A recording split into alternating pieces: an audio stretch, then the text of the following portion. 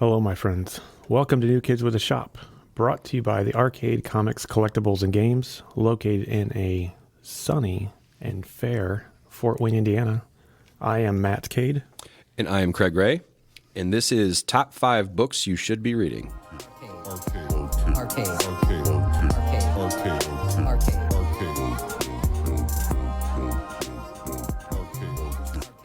Hey, everybody. Welcome back to New Kids with a Shop. Today we are joined by Shayne Pace. Hey, everybody. And Demitri Gonzalez, a.k.a. Gonzo. Today's episode is titled Top 5 Books You Should Be Reading. But first, we are going to get in on a new segment called Why. And the purpose of Why is we will do a dive on a character. Today's, for example, is Why Green Lantern, which is where Gonzo comes in. He's a massive Green Lantern fan and has 2 more Green Lantern tattoos than anybody else I know. Is it 2? 3? Okay, 3 more tattoos than anybody else I know. And the purpose of this is I will be playing the role of the skeptic. Not that I am. I appreciate Green Lantern, but he's not been my favorite. And Shayne and Gonzo are going to convince Matt and I that Green Lantern is the greatest hero that's ever lived. So we're going to start off with a little bit of information. Green Lantern, actually in the Golden Age, was Alan Scott. His first appearance was in All-American Comics number 16 in July of 1940, created by Martin Nodell and Bill Finger of Batman fame. You may have heard that name. And then Silver Age, we have Hal Jordan, which first appearance was Showcase number 22 in October of 1959. Writer John Broome and artist Gil Kane. Followed by Guy Gardner, Green Lantern 59, March 1968. Writer John Broome and artist Gil Kane, same as Hal Jordan. Followed by John Stewart, Green Lantern Volume 2, number 87, by Dennis O'Neil and Neil Adams. And then last but definitely not least, Kyle Rayner, Green Lantern Volume 3, number 48, Ron Mars, Darryl Banks. First in many of our hearts. Absolutely. So, why Green Lantern?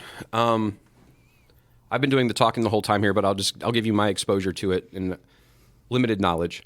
The very first Green Lantern book I actually took interest in was the Jeff Johns Rebirth, that 6-issue. It was a great gateway. The first time I read anything really involving a Green Lantern book, especially like a solo type book, and actually had interest in it, like I thought the whole parallax angle and the, it was a lot of fun. Like it was my first time where I was like, well, maybe he's not so bad. Maybe he is cool. Mm-hmm. So was that Hal? That was Hal. Yes, sir. Well, no, because when Hal was parallax, you'd have been reading. It would have been Kyle Rayner. Yeah, but Rebirth was based completely. Rebirth. I'm sorry. Rebirth was 100% Yeah. based all around Hal. So that was my exposure to it as far as that whole thing. So what? I'll start with you, Demitri. You're the newbie on here. Let's give you some airtime. What drew you to Green Lantern?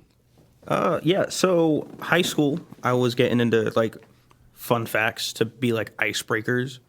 And at a certain point, I started getting more into comic book facts. And that led me to like just YouTube random stuff. And then The Blackest Night full story came out by Comic Storian. And I'm like, this looks interesting. Watched it. Been a big Green Lantern fan ever since. Why didn't you watch Rob's Comics Explained version of Blackest Night is far superior? Agreed, but I didn't. I didn't know Rob had a channel at the time. The first one I saw was Comic Storian. What a great time though to be coming into the Green Lantern of all things, like right with that John's run. Well, and I was in it. That's awesome that you mentioned that. That's the other big main thing that I've read, and I love Blackest Night and Brightest. Like that whole run was fantastic. I'm a big fan of that. So this is the part. We're not off to a good start as far as me playing Skeptic because I can't say anything. No, because of that that was John's reinvigorating the character of Hal, like resuscitating him, and I'm giving him a redeeming him at the same time after the good '90s, good decade of trying to destroy the core and the universe as a whole. But I like the Lantern Corps, and I'm going to defend the whole core. My favorite Lanterns are Hal and Kyle Rayner, and Sojourner Mullen, but we'll get there. So, but you touched on something where I've always kind of had a problem. Like, I'm not a huge fan of team books because people don't really get enough time. And then like Green Lantern is like a built-in team.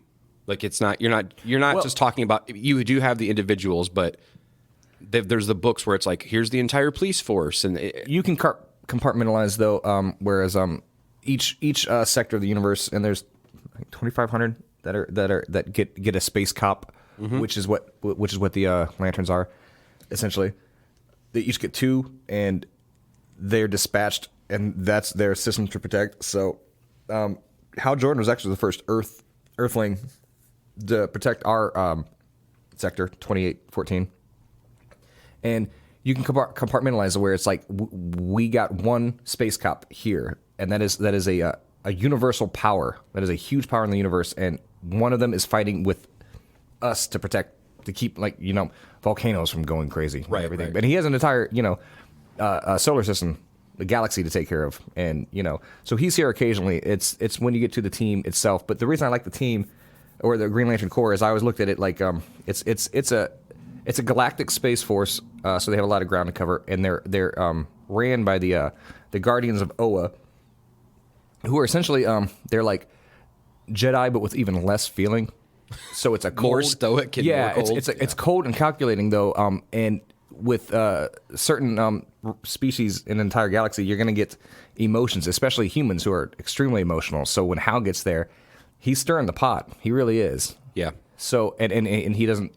If he's going to defend somebody, or if the Guardians give him a mission, he's going to want to know why, and the Guardians don't want. Like what? What? Yeah. We usually don't explain ourselves. You're supposed to just go do your job. So the idea of like a one universe galactic police force to me is very, very cool. And to say nothing of like the Green Lantern design and outfit, Silver Age and going forward is just terrific. I mean, it's catnip to me. Oh, design wise, it's it's all of them. And again, it's another reason like it's. Well, Kyle's my favorite, probably design wise. Kyle's Personally, great. And it's the Billy Batson thing where it's like he imagined himself as a hero and then he got to be one. And then with a Green Lantern, you get a ring and you can fight crime with whatever you can imagine. And it's a great idea. It's a great cool conceit. concept. Yeah. And each person's different. So like Hal is he's a test pilot. Yep. He's a grunt.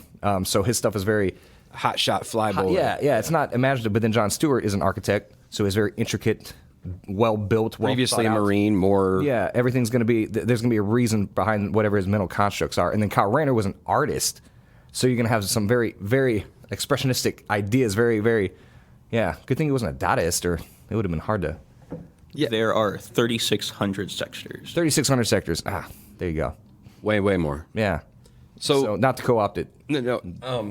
So then, Demitri, after Blackest Night, that's kind of where you took off. And then where did you go with Green Lantern after Blackest Night? Because that was pretty recent at the time, I imagine, when you got it going. So personally, after that, I kind of went into like the New 52 run with like Green Lantern Corps, and New Guardians. So I was kind of getting the experienced view of it with Hal in the main line. There was the newbie in me getting kind of that extra bit of help with the Green Lantern Corps, because that was Simon Baz and Jessica Cruz at the time. Yes. And then there was New Guardians, which is kind of like a little bit of both, with focusing on Kyle and the White Lantern. So Got them all. I don't even think there's a current book Not ongoing. No. ongoing even right now. So I do want to point out that Simon Baz and Jessica Cruz were both co-created by Jeff Johns. yeah. Well, it does work. And that was my exposure, the first exposure to it. Yeah. So, and I want to point out just a fun anecdote. The first Alan Scott, the first Green Lantern, whose power his ring is powered by magic, not the power battery from Oa. But the creator Martin O'Dell met with the guys at National Publications, and they said, "Come up with a superhero." And he went home on the subway to think about it, and there was a crash or something on the subway that stopped it. And in those days, an engineer had to go out and give the all clear, and they carried a lantern physically, a red lantern. The tracks are obstructed. Right. All clear, you get a Green Lantern. Martin O'Dell went home and he was That's like, Green honestly Lantern. the story behind it. That is where that's where he came up with initially. Yeah. That is awesome. Yeah, there was no magic power ring involved, but sometimes that's all you need is a spark. That's awesome. But anyway, yeah, I've always liked that little fun nugget. In the new Justice Society, with the one shot they did before Johns did the story, they brought in a time displaced Red Lantern in Alan Scott's era. That's so pretty much the terrific. exact same, See? but Russian and red instead of green. Oh, dude, that sounds great. I've not read that. That sounds awesome. And I also like that. Like it's like Bond. There's a reflection of where we're at with every new Lantern. So yeah, you like John Stewart in the 70s. You got a forward thinking. It is a cool concept because they're able to update by introducing a new character, which Kyle Rayner was certainly a 90s so version. you Yeah. get to maintain that history. Simon Baz, Jessica Cruz, definitely. Where yeah, I mean, it's always a great reflection of the culture.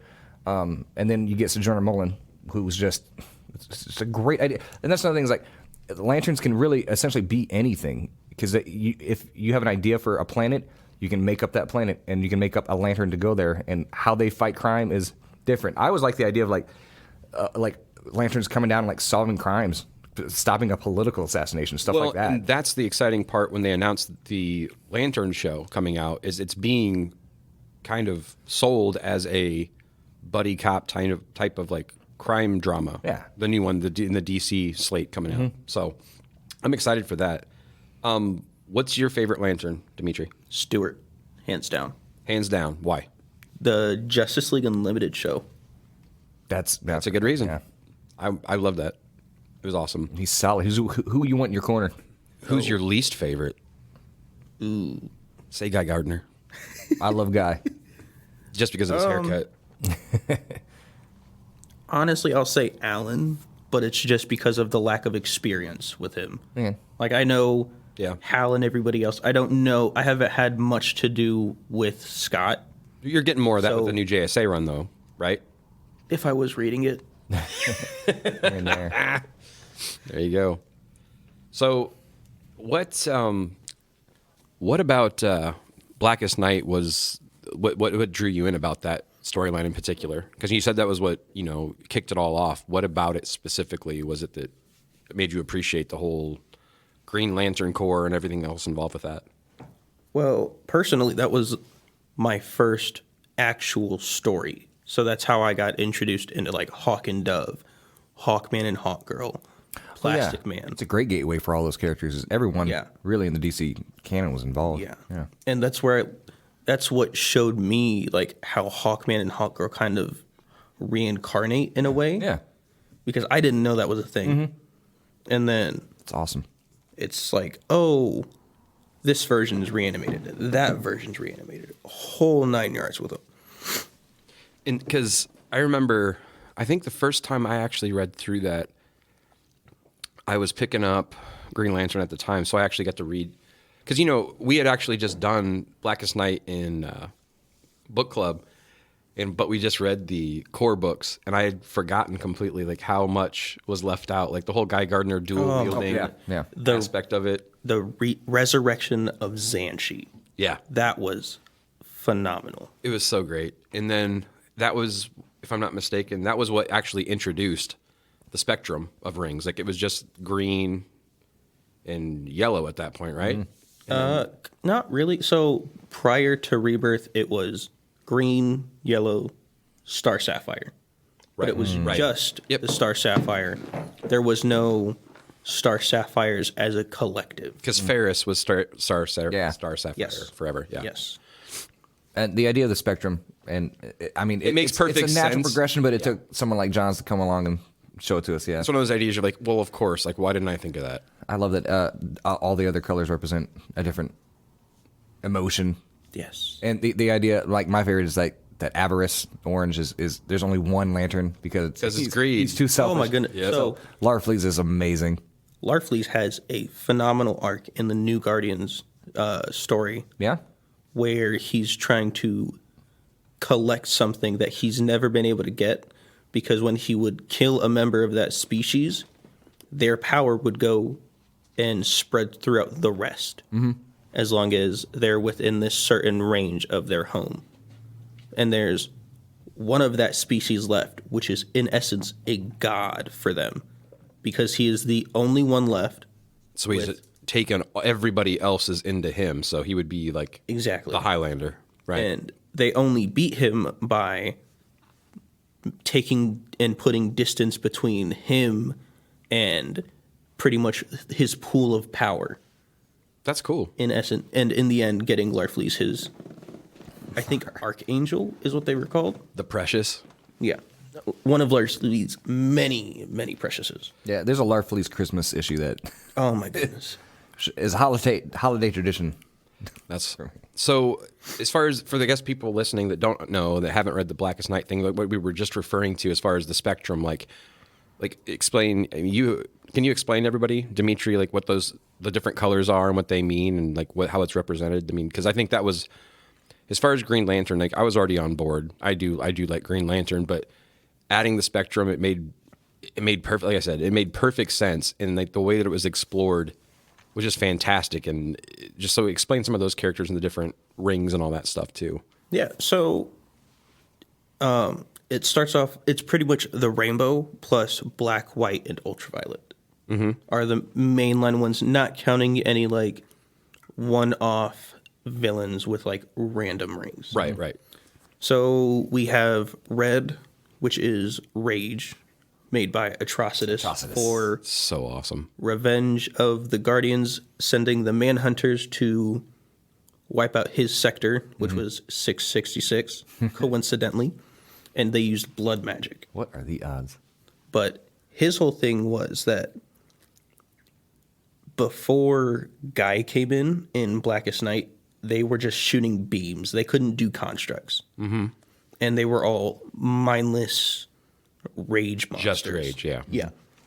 Well, if you're born with a name like Atrocitus, you're not going to become an accountant. I mean, you could. You're not going to be a claims adjuster.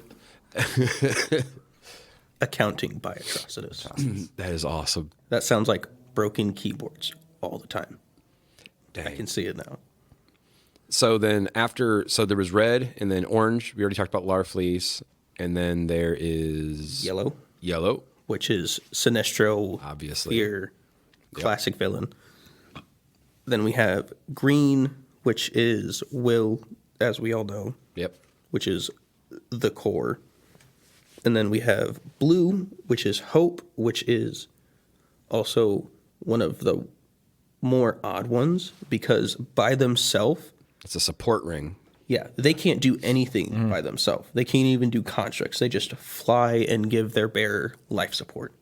But once they get in range with a Green Lantern, they overcharge the green rings. They can do anything. That part, I think it was so cool. How awesome is that? That's a great conceit. But it's not, from the ring aspect, it's not the cool part. It's that Hope overcharges willpower. Yeah. It's awesome. Yeah. And another thing about them is, so first member for their core was Saint Walker. Yep. Saint Walker lost all of his family when their planet was pretty much having the apocalypse. Yeah. And he never lost hope in his faith for his gods. Mm-hmm.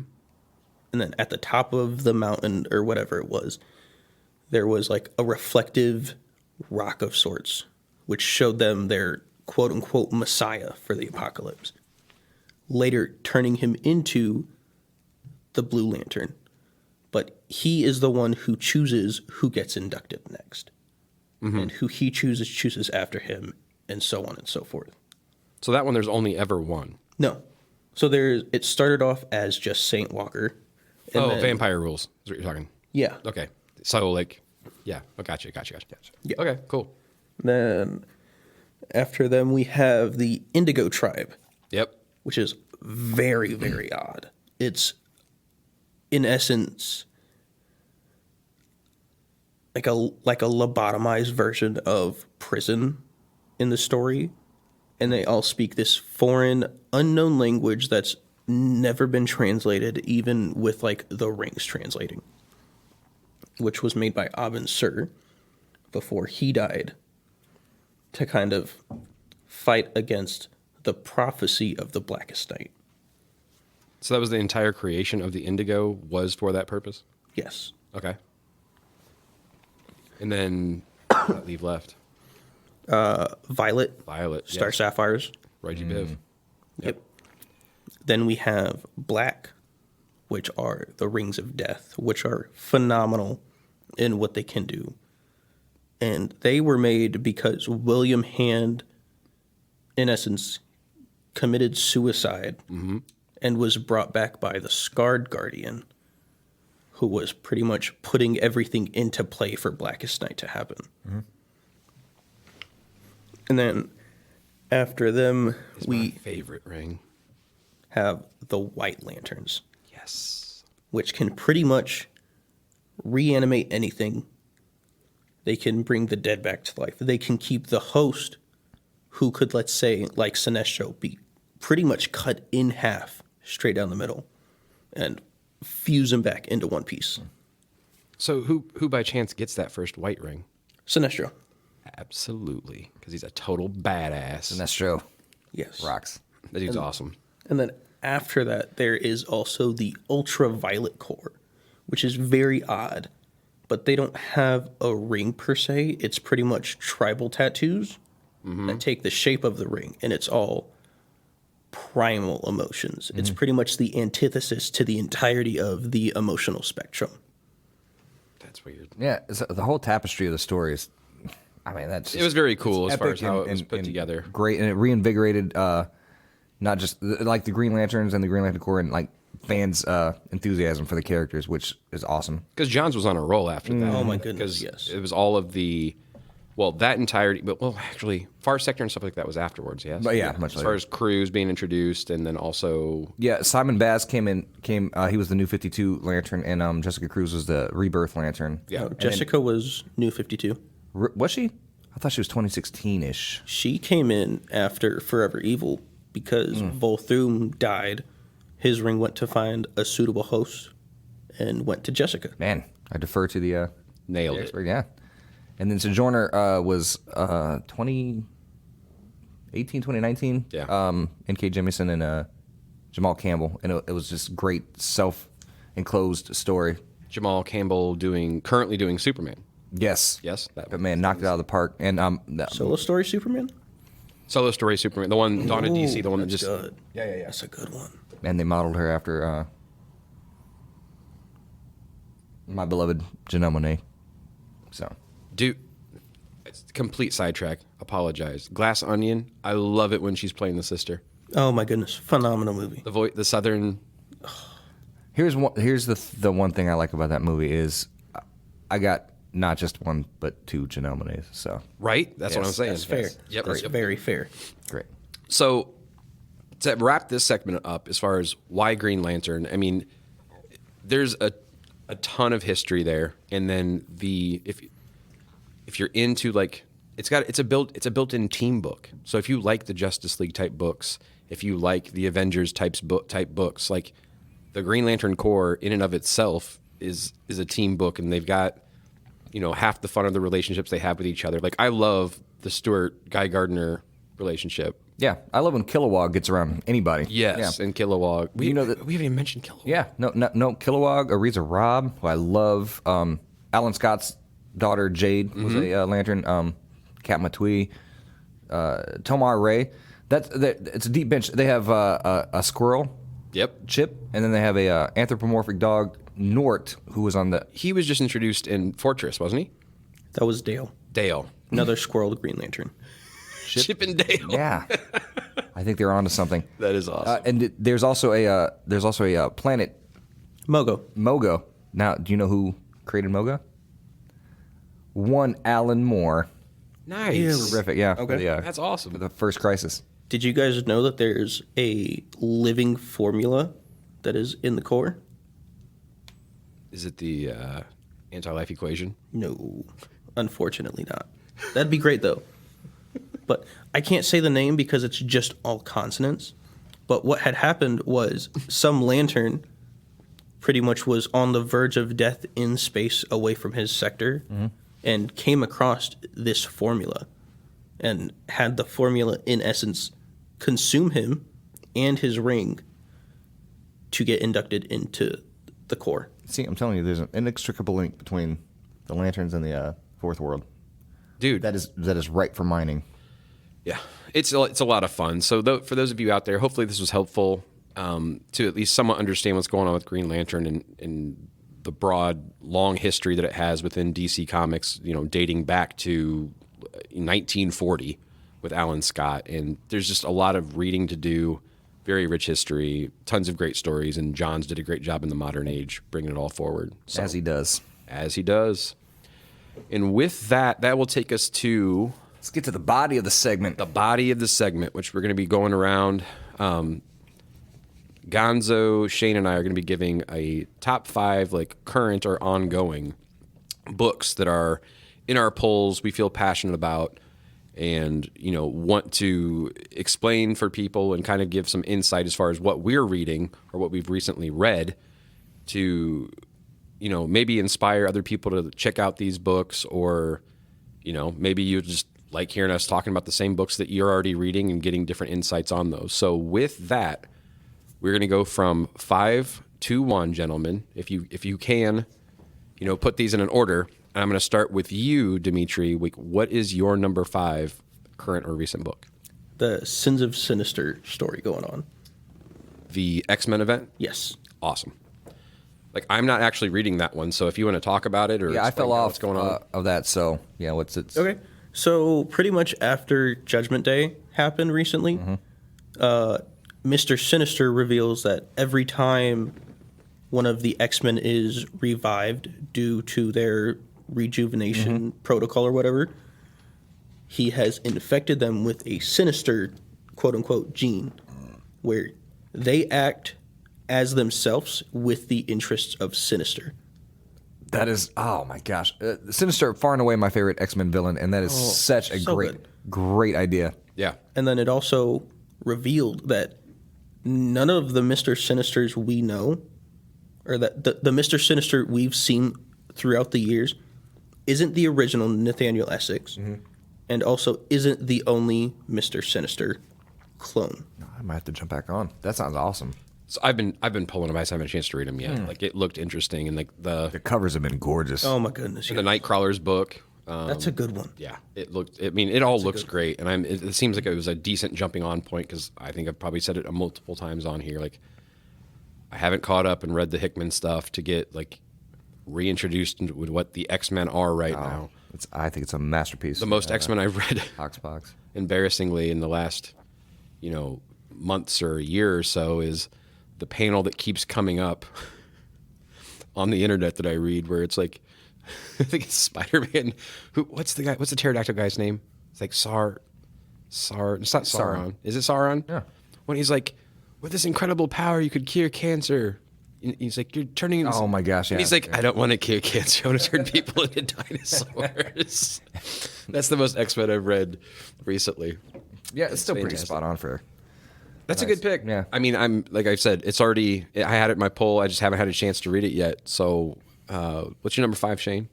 I'm going to preempt it with my honorary number 6. If people who've listened to the show know, I have a soft spot for my beloved Monkey Prince by Gene Luen Yang and Bernard Chang. Yeah. It just finished its run with issue 12. That's it for the series right now. It is absolutely wonderful. If I had Fantastic Lazarus Planet tie-in. Oh yeah, great that Wade wrote. If I had kids, I'd read it to them, but as it is right now, I just read them to other people's kids. My official number 5 though is Fantastic Four by Ryan North.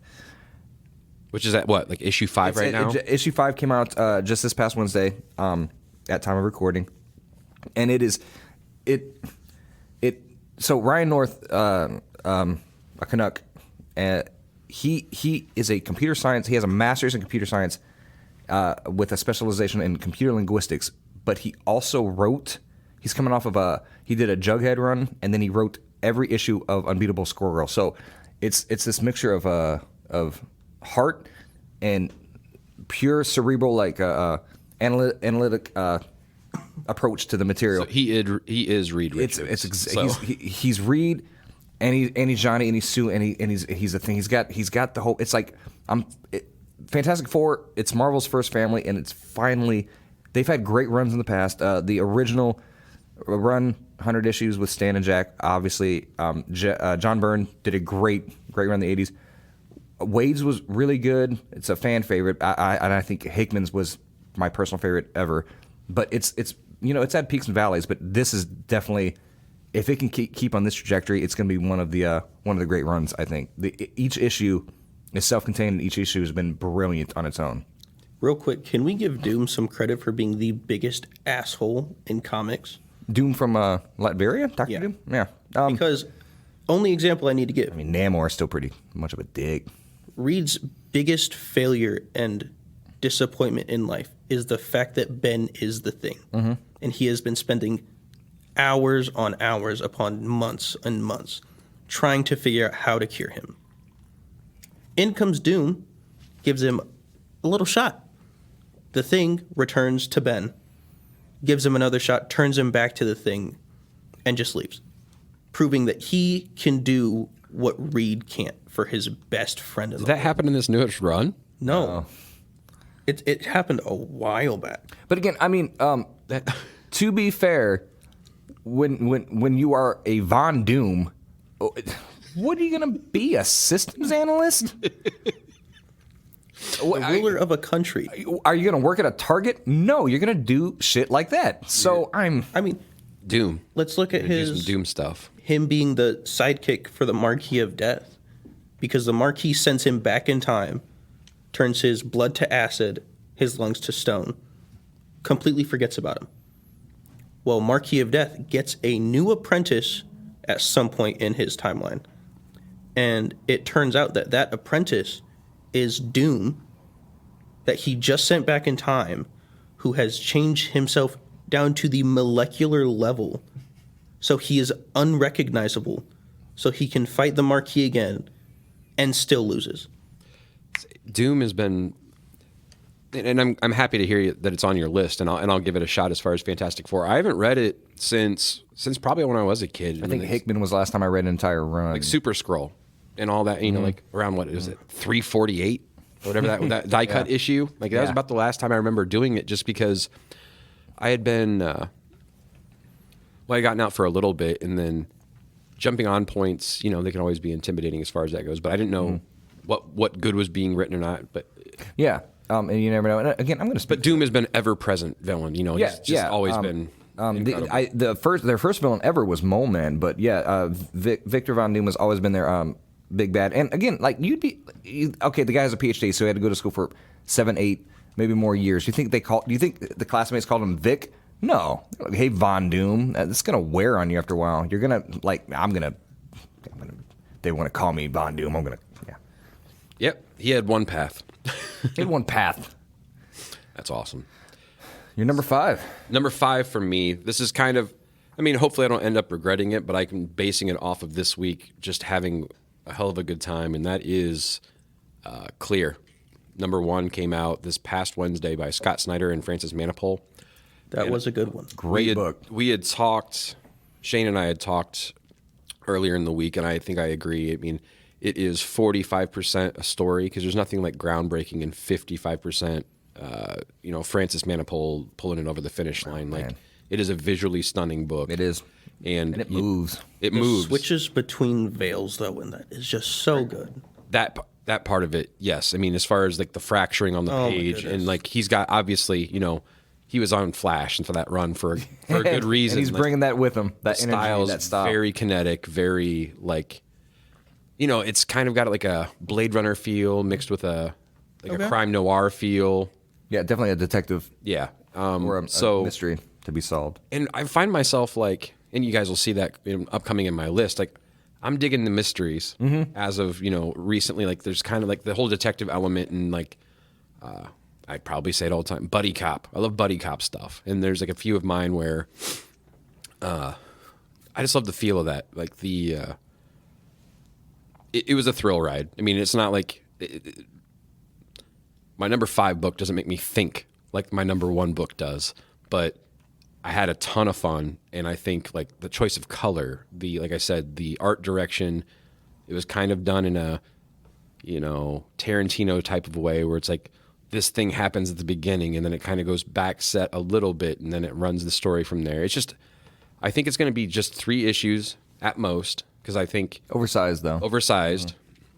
It's going to be 1 each per month, and then it's going to be released in a trade paperback shortly thereafter. I highly suggest you put it on a pull list because even if you don't have a lot of time, it's not a huge commitment, but it seems like it's going to be a ton of fun.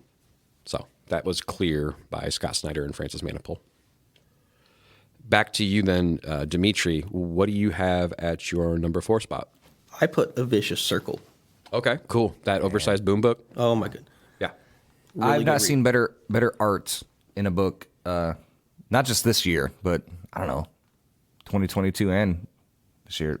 Very striking, and then the way that it switches over. But Gosh. I will say though, it's a nice breath of fresh air for me artistically, because most of the books, if you ever see my poll, are going to be the cartoonish look. But this definitely looks more realistic. Very, very photorealistic. Yeah. Because it's Bermejo, right? Mm-hmm. Yep. Yeah. But no, I chose it because it's a phenomenal concept for a story. And it's got, in my opinion, so much potential to be picked up by anybody for a show or a movie, just conceptually. And what's the concept behind that book?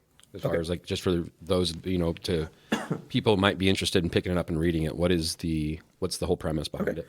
Yeah, so A Vicious Circle is pretty much about these 2 guys who are sent back in time for separate reasons. One is to stop, I think, the control of time travel or something like that, which is crazy powerful in the future. Been there. And then the other person who is also sent back in time after him is sent to make sure said thing happens. Boy, that sounds like a vicious. Oh, wait, I just got the title. What? Whoa. Mind blown. That's yeah. cool though. I mean, it's a cool concept. Like I love like Looper and Creating things it like for that. I mean, not the same type of thing, but another thing I really like about it is how it doesn't seem like they have total control over the time jumps, because they start in like, I want to say it starts like during segregation, jumps forward to the future, and then ends in the dinosaur era. So it's crazy jumps that I don't know if they have full control over, but it's only 1 issue so far. Yeah, one oversized issue, and it was awesome. What a setup, though. I haven't actually that same thing with that one. I've not actually read that one. Like I looked through it and I looked at the art, and then it was cool because I think didn't it stylistically change halfway through Yes. where it was like the grayscale and it went Gosh, the into art that serves the story so well. awesome like the multi. Wait. I've read something you haven't. Yes, Oh my goodness! you have. Such a surprise. Gold star. I want more. Yeah. Do you have any idea? Like, have you looked into it? Like, how many issues is that going to be total? Is it a mini? 3. It is 3. Cool. And then, But they haven't scheduled anything for like a second issue yet. So like in League of Comic Geeks, it's 1 and done. Yeah. But in the book itself, it advertises it as issue 1 of 3. okay. So we've got more to look forward to, and then I know we ordered quite a bit of that one based upon just the solicitation. Even I think we still have that one like in stock where if Yeah. you come in, we can definitely get it for you. And I have all the incentives for it. They were gorgeous. There's no reason not to. Yes. So with that, then, if you don't have anything else, Shayne, what's your number 4? Number 4 for me is Stillwater by Chip Zdarsky with art by Ramon Perez. Okay. Chip is just banging it out.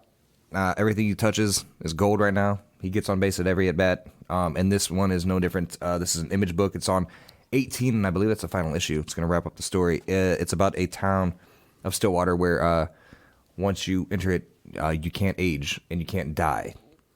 Okay. So the problem is when what caused that to happen, everybody who was in the place already was frozen in time. So children at the time stayed children, but they still aged mentally.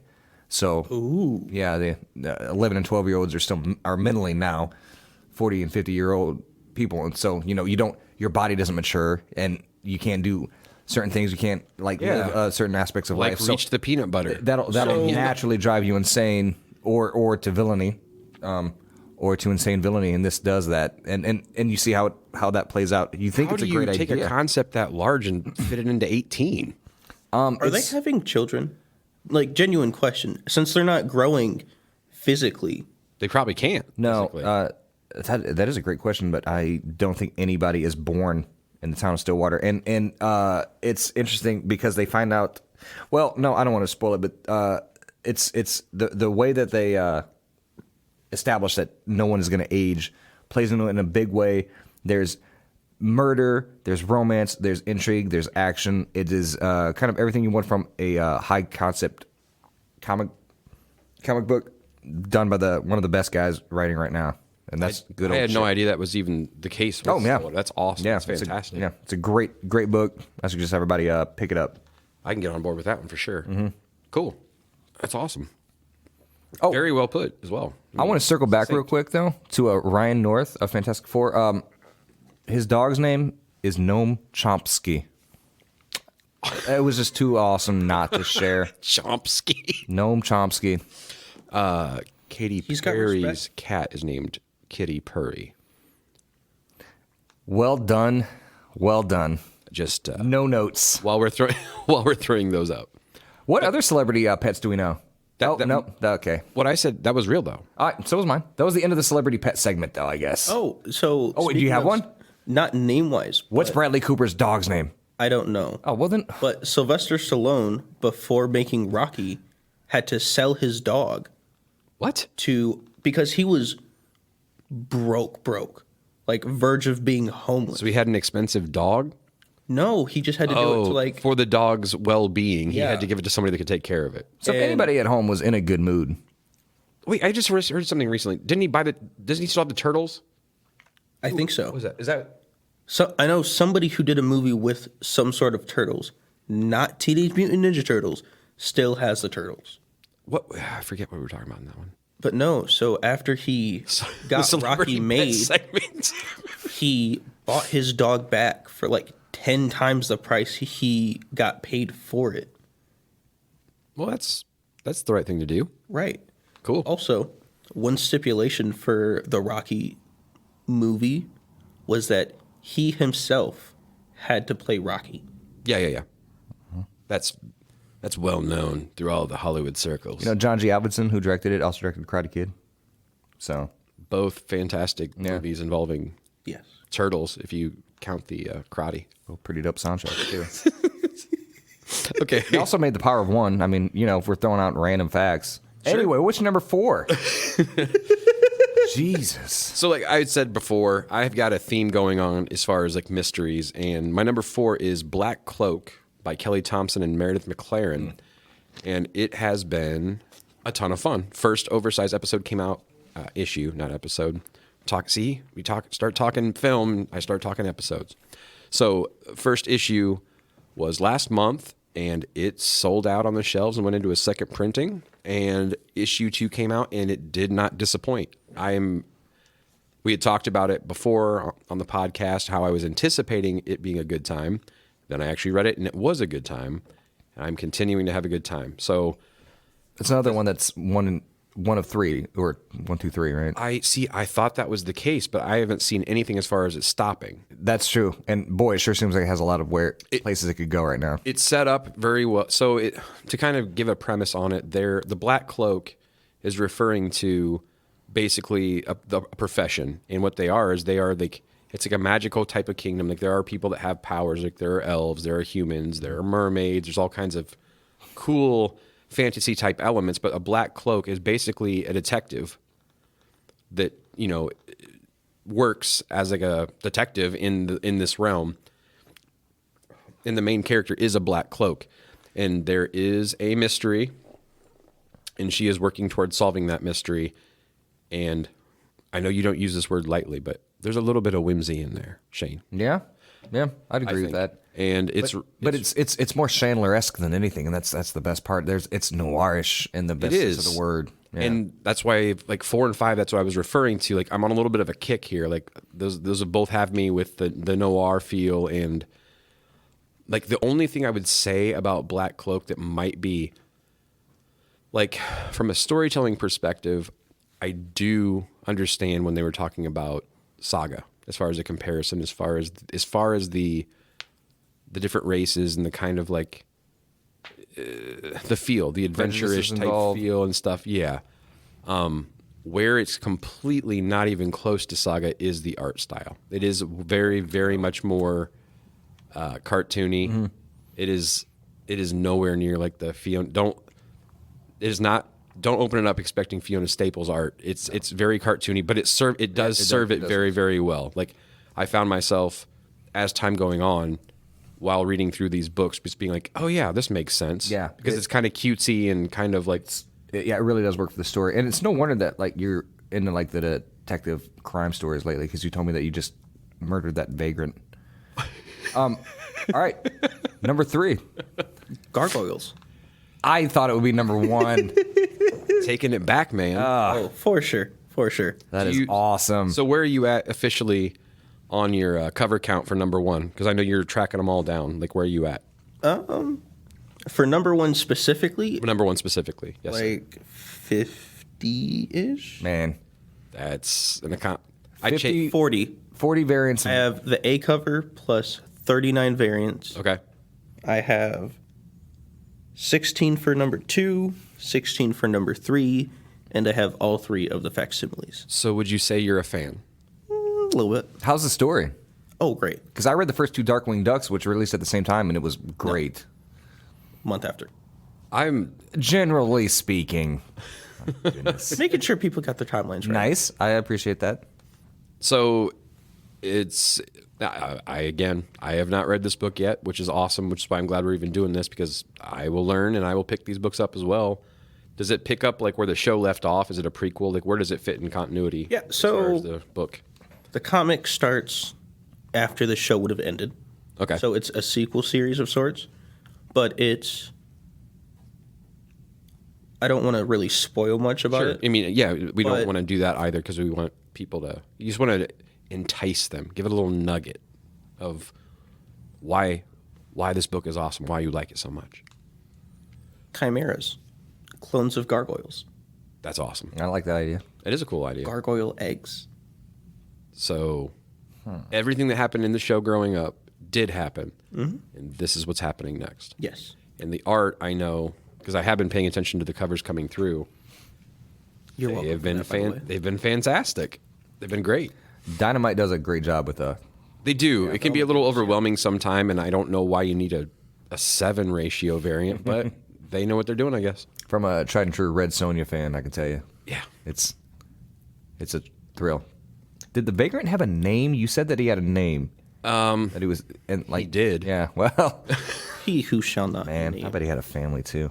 That's awesome though. I really thought it was gonna be your number 1, but That makes me more excited, actually, for 2 and 1. yeah. That's cool. No, I respect the game. I did that with the Stray Dogs, of the Slaughter first number go 1. around. Well, yeah, I did it with House of Slaughter number 1, all the way up to the 101,000. I have the Tony Lord. Fleeks variant of Red Sonja with the Stray Dogs.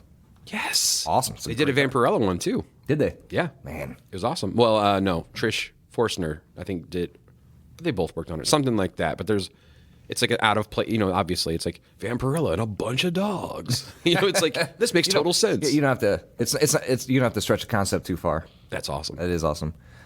Number 3. Number 3 for me Shayne. is it is Batman One Bad Day, which is an ongoing anthology where each issue is a different writing and artist team taking on a different Batman villain and doing like the ultimate take, or Which their we own can unique all take. agree that he has the best villains. He does. He has the best rogues gallery, followed by Spider-Man, followed by the Flash. That's just I don't want to hear. Personally, I would put the Flash first.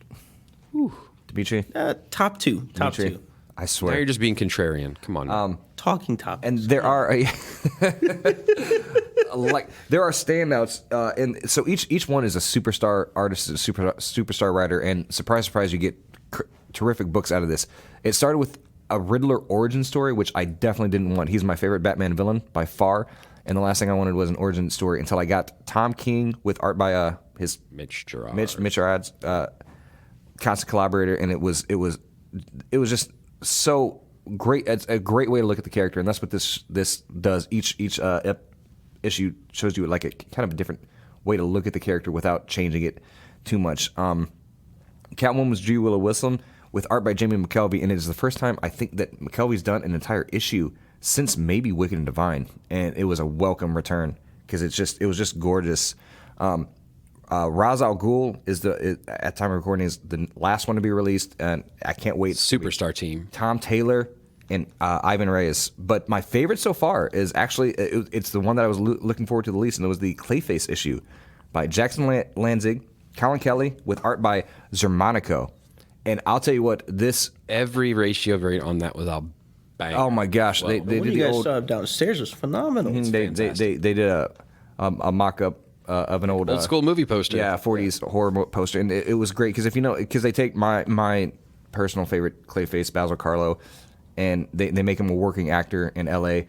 and it goes from there, and it's just page after page of great ideas, and it was a great overall story, and at the end you see why Clayface does what he does, you see why he's a villain, and you get just a great Clayface Batman story on the way. It's been the whole concept has been a lot of fun as far as the following of that and giving each of them their room to breathe as far as giving them their own book. They've all been oversized. They've been like the square bound, like larger. Yeah, and who'd have thought if you get great writers and artists to do their takes on these things, you'd get gold. Yeah, it's So, been great. yeah. I will say though, Riddler has one of my favorite backstories out of all of Batman's rogues. As presented in that book or just in general? In general, personally though, it's always been super smart guy works for Wayne Tech or Wayne Enterprises or whatever, Yeah. but he's a bit socially awkward, so he can't flirt well. So he tries in riddles, Okay. and that doesn't go well. He gets fired, and he uses his riddles to do, as we know, crime. Yep, he uses riddles to do crime. English is hard, though. Okay, but Riddles as a weapon. Wait, now I just got why they call him the Riddler. What? Yep. my favorite thing though is how he knows Batman's identity, Yep. but he won't tell anybody because then he's not special. I liked his. There's been a lot of like all-star takes on that. Like I was a big fan of the Tom King book, and then I don't know if did you listen to Batman Unburied? Oh my goodness! That was awesome. Yeah, it's great.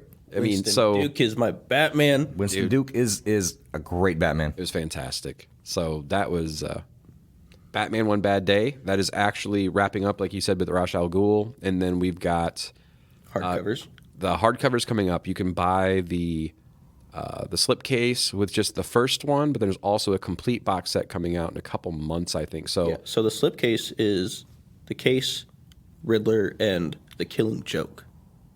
I thought that was only exclusive to the complete box set for Killing Joke. No. Cool. You can buy the case with space for the rest, Yeah. but or you could buy the entire set with the case and Killing Joke. Yeah. Okay. Well, cool. That's like the next month or two. Yeah. Something like that. Cool. All right, Craig, number 3. My number 3, sticking with mysteries, is Human Target. Gosh, Tom King this and would have Greg been on my Smallwood. list. Yeah, I was completely overwhelmed. Like I wasn't expecting. I mean, I fully admit, I know it goes back to the '60s, and it's a thing. But I was completely floored. I shouldn't have been surprised with Tom King. I mean, the problem is like, the only thing I think I've probably not been a fan of is probably Rorschach, and that was just like, I think you could leave Rorschach alone, and that was my biggest thing with it. It was like, I didn't need more. So, Tom King. Greg Smallwood, this is career work. Career work from Smallwood. It My is gosh. absolutely fantastic. I love the takes on the JLA, the lineup. I mean, Booster is Booster as Booster gets. I mean, The take on each character, but I love that like he did such a serious take on the joke team essentially. Yes. By Demitri and Giffen and Maguire, and It's like, this is the fun team, yeah, remember? this is the fun team, and he takes like the sweetest, most innocent character, Ice, and puts her front and center, and shows her in a way that I don't think people had seen her before, but never betrays the character. Yeah, I was floored. In the thing, I've become very, very, very attached to character studies and like dialogue, and I feel like Tom doesn't miss as far as that goes. Like, I know what I'm in for, and there's only a few writers out there that write in an eloquent way that make me feel like he'll put something in a way where I'm like, yeah, that's how this needs to have been written. And Tom did a wonderful job with this. Like, it was so incredibly good that you get to the point where you're around issue 10 or 11, and you're like, you start getting scared. You're like, is he going to stick the landing? Yeah. And honestly, truthfully, I feel like he 100% stuck it. Like, I don't feel like there was anything I would have changed. I think there are some panels in that last book that I teared up, and I'm just like, man, this is rock star work. It's crazy because it's just a book about these few people, but the stakes are so high between these two people. Like, you've been there, you've lived this, you've had these moments where like nothing else in the world matters except this person right now and how they feel, how they think. And Human Target, for people that aren't familiar at all, it refers to Chance. What's his last name? Well, there's been His name is Chance. Well, this one in particular. Can you look up his first name? I'm sorry. I know it seems ridiculous, but Chance the Rapper? no. That would definitely be an interesting book. Oh, for sure. Have you heard anything about it, even, Demitri? No. I mean, I know we've talked. Christopher Chance. Christopher Chance. That's what it is. It's came up like in talking about like good stories. Like, yeah, when we just read Flintstones for book club, we were talking with, I think, Quinn. Yep. And he brought up Space Age, and then you two started talking about Human Target. Yep. It's been awesome. It's been a great year as far as that book goes. I was not let down at all. I mean, everybody gets their time to shine. They're all well represented. I cannot recommend enough. You walked a fine line with these characters, but I think he... And I don't know... all of them. Yeah, I don't know where we're at with print run and things like that. Like, I know a lot of those early issues... I've heard stories that it's not super high circulation, but guaranteed there's going to be a hardcover deluxe coming out. The first 6 are in a great hardcover. Yep. Definitely spring if it all interests you. And there was a the aforementioned Nort centered issue. Yes. In this run, and it was great. I forgot about that. Yeah. Speaking of lanterns. And where would Nort be? 30 years on. Yeah. Well, exactly here. And exactly right. Fantastic. And the aforementioned guy plays a major role in this, and I think he was exactly where he'd be. Yep. Guy Gardner. Oh, Fire, Ice, and Guy and Booster, four members of my beloved JLA from 92, 93. It was fantastic. That sounds like that one group of friends you just know is going to be pure chaos when they get together. And this is just as me not having read anything about it so far. It's fun. It's a lot of fun. Despite having book number 5 because it's got a Green Lantern ring on front. It's a great book. Not even going to lie. Only reason I got it. It's a good one. So circling back around, where are we at with your number 2, Demitri? Deceased, War of the Undead Gods. This one almost made my list. All right. What is Deceased, War of the Undead Gods? So this one is pretty much the ending of the whole Deceased story as a whole, because they've done Deceased mainline. They did the Unkillables, Hope, At World's End or something like that. Yeah. They did a Hope one, and then now they're doing War of the Undead Gods, which has 2 of my favorite moments in the entire story so far. We have Alfred becoming the Spirit of Vengeance. I remember that. The Spectre. That was awesome. Yeah. And then a They mess with his kids. zombie Yellow Lantern Darkseid. You can't beat that, folks. A zombie Yellow Lantern Darkseid. You heard it here first. I love it. I mean, as much as I think I've probably, you guys have heard me talk about, like, I'm not into the zombie thing No. as much as I'm into the vampire thing, right? It's like but I can DC get down on vampire. yeah. That's another Tinian book though, so It's Tom Taylor, and Tom Taylor first came on my radar with another DC Elseworlds that had no right to be good, let alone great, and that was his Injustice run. yep. And that's where he started, and it was so much better than it had any right to be. And now he's their superstar. He's writing Nightwing and killing it, and Now getting Titans. I can't wait. Yeah, but this Deceased was great. It was a great take. He gets all these characters so well, and when he's doing an Elseworlds thing and he gets to do what he wants with them, it's just it never misses for me. He's also my favorite it was debatable on my list is Dark Knights of Steel. And that's Fantastic. another so one that's far. almost made it. It's your DC favorite heroes with In Game of medieval, Thrones. yeah. It's awesome. So I love that book. what else, Demitri? Like what do you like about it, or what specifically drew you to it?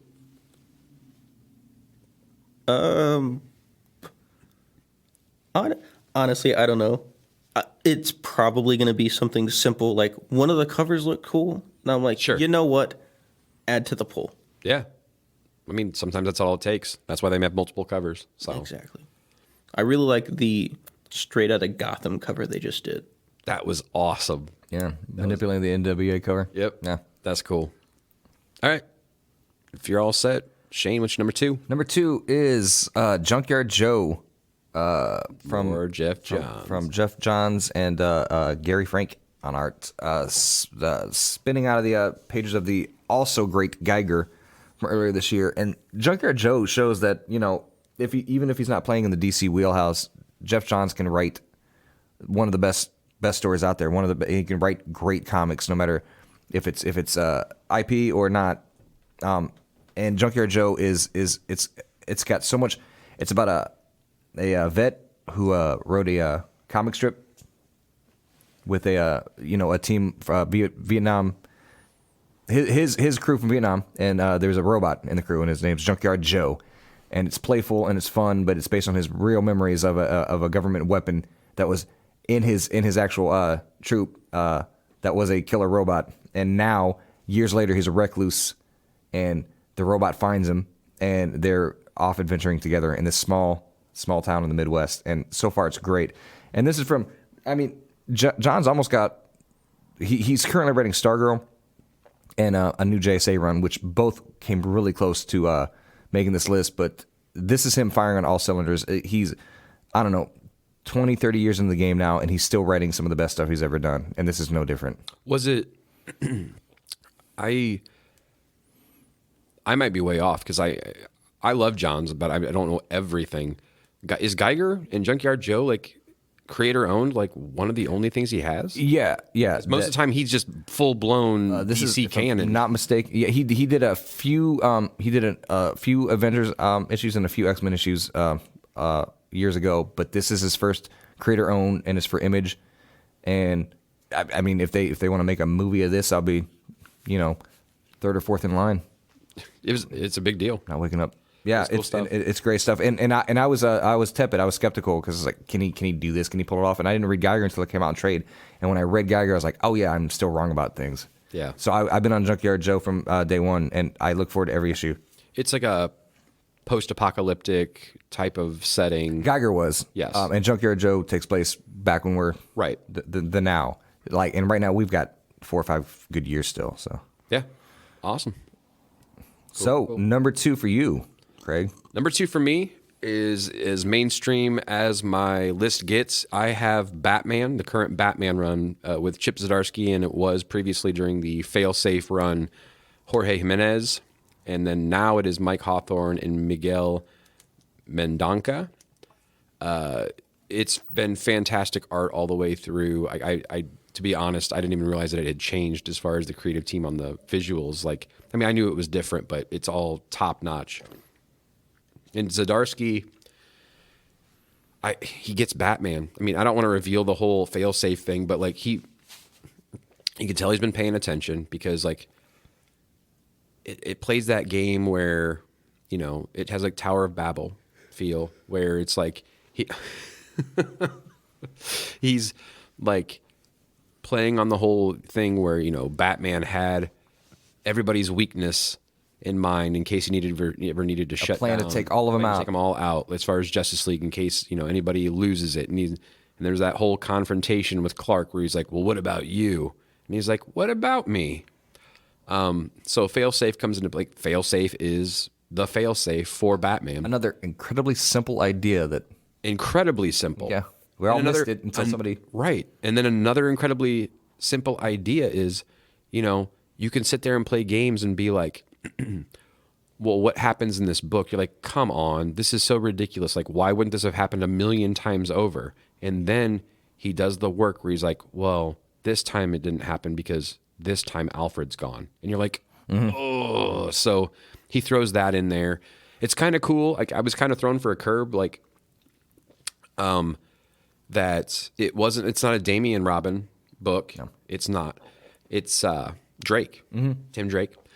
And Because Damien's off in Lazarus, so doing his thing. And it's a Batman book that Superman shows up in. And do you remember? I mean, Shayne, you and I were talking about when it happened. Like, Oh my goodness. the voiceover work. Oh, It was hope. Like, it was Superman bringing hope. Like, first shows up, fantastic. feel And his then, cold breath first, and when he's there, you know it's Yeah. gonna be okay. man, it's fantastic. So like, I can't say enough about the current Batman run. Many people are already like, I don't have to convince hardly anybody to go out there and grab it. Like, I think most people are. If you have a pull, you're probably pulling mainline Batman. But this has been Chip making another appearance. Chip. I mean, on it's second time on the list. He's been killing it. And again, we had to narrow it down to 5. I'd put Daredevil in a top 10. He's been doing great. I feel like Batman's been better than Daredevil recently, though. But he's been writing Daredevil for a while. I'd so. put Chip's Public Domain Yes, definitely in the top 10. cool. It's so good. It's so good. But Batman, he's in their second arc now. He is, and I still feel like it's firing on all cylinders. Yeah. Good stuff. So, That brings us down to number 1. number 1, Demitri. Demitri? This one is, me and Craig talked about this one before, and it kind of was a punch in the gut for him because I took it before he did. But it's Something is Killing the Children. What? It's one of the great comics currently going. Oh my goodness, yeah.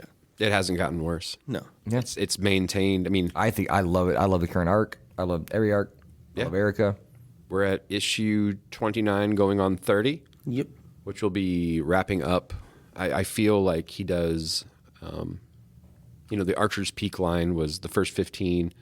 This feels like it's going much the same direction. It's been a thrill ride. For me, the stakes. I am so invested in every issue right now. Yeah. Oh, and it turned into a road movie. I love this comic. The art and, the voice is the same. And I have confidence in it because... Yeah, who's that writer and artist? I think we have James Tinian and Deladera. What's his? I don't know that first. very very suited to the material. Yes, and he's already declared. I think that it's 75 issues, so he's got a story in mind. I love that. And he's just telling a tale. I'm sorry, Demitri. Sorry to talk so much about. We about your also number one like pick. this comic. You're good. You're good. You guys haven't said anything I wouldn't have said. So, Like, talk away. it's so you. I think did you not read it before we did it in book club? No. Okay. Yeah. So But I will say this is one of probably, if not the only one, I'm buying, reading in store while the day's going. yes, for sure. I mean, it's definitely one of those types of books where if you've got 10 books, you kind of want to read that one first. You're like, I've been waiting all month. It's up there. It's been consistent. There's love Erica. The character development's been fantastic. Yeah, if it's not on your poll, it should be. It's fantastic. All means. So before my number 1, I want to go through a few honorable mentions that I think people should be pulling. There's only so many numbers between 5 and 1. I think Grimm by Stephanie Phillips is terrific. Little Monsters, I want Lemire and Wynn Yep. represented on this list. If you've never read Descender or Ascender, that is their masterpiece. This is almost as good. Yep. Poison Ivy. It has been fantastic. I mean, she is knocking out of the park. It's been Every tons of issue a fun. banger. If you see, if the covers are so gorgeous, it's like there's no way this story is going to match up to that, and it did. And it's does. The Approach Boom Horror is killing it right now. It's only on issue 5, so pick that up. And Along then with Harrow. yes, and then the Tom Taylor, his Nightwing. It's been very great. close. Nightwing might be pound for pound the most fun book on shelves right now. He's done the work as far as bringing him front and center in DC. Oh yeah, yeah. Who again? Nightwing is one of my favorite characters. It's the only person that both Superman and I don't know Swamp Thing will text. Yes. He's Dick. Everybody loves Dick Grayson. And then we had talked about this. Saga is conspicuously absent from this list because we feel It's evergreen. it is. Yeah, it is. It is the. It's as good as everybody has heard, and if you've read it, you know. And if you've not read it, you Somebody's been bugging you to read it, and you should. and you should. I mean, it appears on all the lists for a reason, and it is. And I mean, I feel like, It turned me on to Fiona Staples, who is one of my top 3 favorite artists now. well, Brian K. Vaughan And Brian K. Vaughan. can write the hell out of some books. He's another one of those like Pride of Baghdad and all. If you've read it before, you know what he can do. Yeah, he'll twist the knife. I mean, Why the Last Man? Yep. We won't. I don't like Ex Machina, but he's also written everything else he's done. Has been pretty fantastic. Yeah, He's and great. this is his masterpiece. This is his and Fiona's masterpiece. It's, Paper Girls. Paper Girls. Gosh, yeah. Yeah. How do we forget that one? So many that we'll remember after this. Yeah. But my number 1, my favorite comic, the one that when I get it, I go home and I read it. I don't read it first because that means I have to wait a month or 2 until the next issue comes out. It is Billionaire Island, Cult of Dogs by Mark Russell. This book, if you've listened to the last episode, Yep. you know my love of Mark Russell, and you know what he can do with the comic, and this is what one of his masterpieces, and it's again it's about late stage capitalism, but if that's not your bag, if you don't want to, it's not it is political. It's political. It's angry. But it's hilarious. It's hilarious. Yeah. You can have fun with it. It's weirdly hopeful in places, but it's also appropriately angry. But it's always fun. It's always a blast. And again, Business Dog, has taken America by storm. It is the greatest character. And just to explain, Billionaire Island has been different series. Like this there's iteration of it is Billionaire Island. And it is the idea that what we've done to the planet that's made it uninhabitable. But billionaires have their escape plan. They have their own island. But if that actually happened, it wouldn't be a good thing. A bunch of these billionaires on So we see how it plays out. And it, again, written by the hand of the best writer in comics. I think it's something that everybody should read. And if you did, you'd get an absolute kick out of it. It would give you some new ideas, give you new perspective. And even if it doesn't, you'd have a great time. You'd crack up.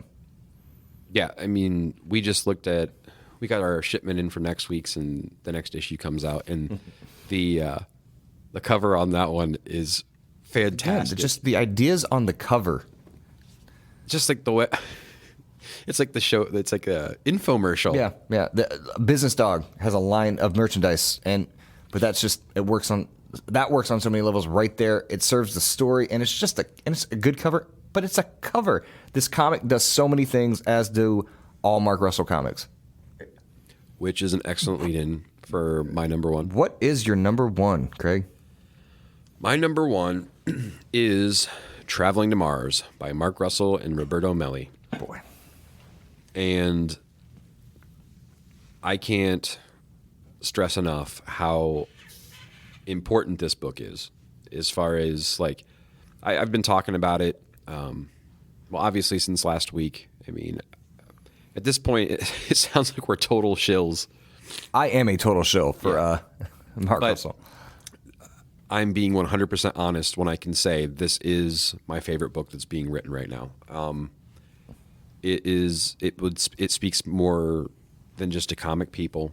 It speaks to everyone if you would give it a chance. It is honestly, truthfully, like a human experience. So if you had listened last week, Mark actually gave a brief explanation on it, but if not, and you're just joining us now, I'll tell you like a brief synopsis, and that is, it's about this guy who finds out that he has terminal cancer and he's going off to Mars, and it's basically his thoughts and him thinking about and reflecting back on his life, and it is pure. It is poetry. It is poetry. Like there are times where within the 22 or 24 pages, whatever it is, like, and we've talked about this, Shayne, like we've fanboyed over it so many, like, We're texting the other night when we both finished it independently of each other. Like, what is this? Yeah. I mean, it's a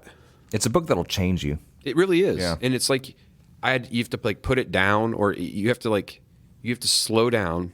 Like, here's the other thing too, to go back. I tried reading it first when I first started picking it up, and all it did was ruin the rest of my books. Nope. Yep. I mean, I'm like, I feel like a jerk, but I'm like reading it. I'm like, yeah, poor word use. You know, I mean, going through and judging the rest of them. And it's just like, it's such a meaningful book. And it kind of, if Mark, who only writes, to take your line, I'm going to completely swipe it. Like, That's yours. if the man who only writes masterpieces is saying it's his masterpiece, you've got to pay attention. That's what it is.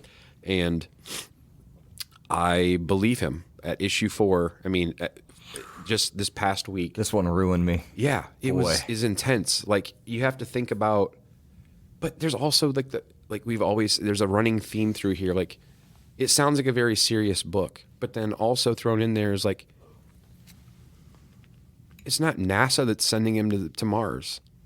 It's like it's a large corporation. It's a large corporation. It's a meat company. Because the first people to get to Mars get to claim it. Get to claim themselves. It. So you're talking about like an Earth that's been used up, and whoever gets there gets to claim it, and they will have those resources, and they'll be the #1 corporation again, and just, start cycling through it. And the main character is just so damn likable. He is.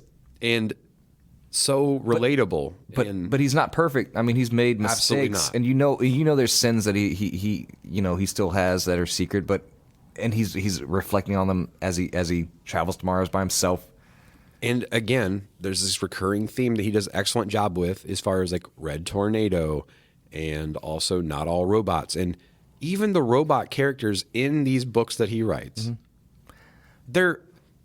They're more human. The animals in Flintstones. Yes. There's everything's got a vibe. Everything, and it's top notch. Like, so I could sit here and ramble on and on. I think on and on. Well, we should for a little bit, because there's so much to get. There's so many different emotions that you can cycle through reading these. But between lamenting on the fate of humanity, reflecting on like your own past mistakes, like what would you do if you were alone on a vessel to Mars, right? And you had nothing but time to think. And there's a page, I've cut out pages. I told you I've cut out pages just because there's so much beauty in each page. But there's one in this last issue where he talks about, the only thing that ever made him feel a certain way, the only thing that he ever loved, that made him like feel alive, the only thing that he ever whatever. And then at the last line was, and then I lost her. Yeah. And all I could think of when I read that, I was like, I bet her eyes were blue. Yeah. Because you're putting in what you are from. This is a comic for all of us. Yes. And I don't want to completely focus on the one side either, because Roberto Melli is killing it in the book. Oh my gosh. He complements it very, very, very well. He's up to the task, and it adds to the emotion. It doesn't like, but this is, and how I know it's a good book is, you have a book that has the words. You have a book that has the pictures, which automatically, I think the reason why people may even discount comics as a medium is like, well, the work's done for you, right? And you could arguably say that leaves out your own imagination. That's why some people prefer prose. You still have enough space in between panels and in between pages where I'm still making up my own story. Mm-hmm. I'm still... There's extra work to do though there between the panels and between the pages, and it's not because Mark and Roberto aren't doing their jobs. No. It's because there's intentionally space left there to reflect on There's yourself. so much humanity in this book, and it invites you to add your own Yes. to it. Yeah. What are your to experiences? choose your It's own just- adventure. And it can make you, and depending on where you're at or how you feel, it can make you feel great, make you feel sad. But for me, it makes me feel all the things. Yes. Yeah. One page makes me feel this way, another makes me feel that way. And what a great, I mean, it's Craig's number one. It would have been on my list. I'm glad it's represented. It is one of the best books. We couldn't very well share the number one spot. Yeah. I knew that he murdered recently before, and I was not going to invite that ire. Demitri, are you gonna read Traveling to Mars? Sure. It's good, man. So, with that, I think unless you guys have anything else to add, that's going to conclude the episode as far as the top 5. We're going to try to cycle back around this, make this like a regular, occurrence as well, because we've had some people request like, "Hey, what are you guys reading now?" And this is kind of an answer to that request, along with the fact that I felt like we just flat out after last week wanted to like gush about these books. Yeah. With Mark, and then Chip's on both of our list. He's Yeah. killing it. There's so many great books on the shelves right now. It's a great time to be reading comics. So Human Target is on my list. We're talking about today, which today it was announced that King is getting Wonder Woman. he's getting Wonder Woman, And, so excited. I'm pumped. Starting at issue 800 and then spinning off into a new number one. Number one, it's gonna be great. fantastic. Yeah, so the future is bright. Yeah. And with that, we're going to end it up, and we will say to go out and support your local comic shops. And if you would like to help support us, you can reach us at the Arcade Comics Collectibles and Games on all of the socials, also on our YouTube channel, and you can reach us at www.thearcade, which is THERCADE.com. And you have a good night or day or whatever you're having at this time. Have a great mid afternoon. There you go. Whenever you're listening to this, have a good time. Thank you.